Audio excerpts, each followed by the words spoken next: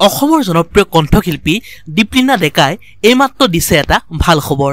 সঁচাকৈ মাঘত বিয়া নেকি জনপ্ৰিয় কণ্ঠশিল্পী দীপলিনা ডেকাৰ দীপলিনা ডেকাক সপোনৰ ৰাণী হিচাপে ভাবি থকা কোনজন ডেকাৰ আসলতে পত্নী হোৱাৰ সৌভাগ্য ঘটিছে দীপলিনা ডেকাৰ সবিশেষ জানিবলৈ অলপ স্কিপ নকৰাকৈ ভিডিঅ'টো শেষলৈকে চাই থাকিব নমস্কাৰ বন্ধু বান্ধৱীসকল আপোনালোক সকলোকে স্বাগতম জনাইছো আমাৰ চেনেলৰ অন্য এটা নতুন ভিডিঅ'লৈ নৱপ্ৰজন্মৰ সকলোৰে প্ৰিয় তথা যুৱকসকলৰ সপোনৰ ৰাণী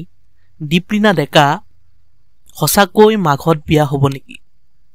বা কোনজন যুৱকৰ কপাল ফুলিব সেই সুন্দৰীজনীক বিয়া কৰিবলৈ আহকচোন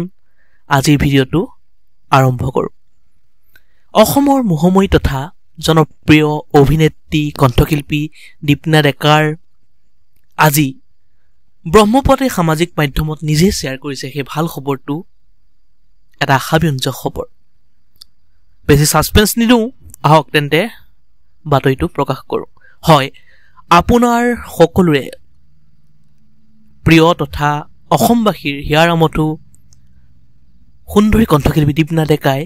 এই বৰ্ষৰ 2023 চনৰ সৰ্বশ্ৰেষ্ঠ ফিমেল ছিংগাৰ এৱাৰ্ড পাবলৈ সক্ষম হৈছে খবৰটো জানি আপোনালোকৰ কেনেকুৱা লাগিল যদি ভাল লাগিল তেন্তে লাইক কমেণ্ট শ্বেয়াৰ আৰু যদি নতুনকৈ আমাৰ চেনেলটো ভিজিট কৰিছে তেন্তে ছাবস্ক্ৰাইব কৰি কাষতে থকা বেল আইকনটো প্ৰেছ কৰি অল কৰি দিব বুলি আশা ৰাখিলোঁ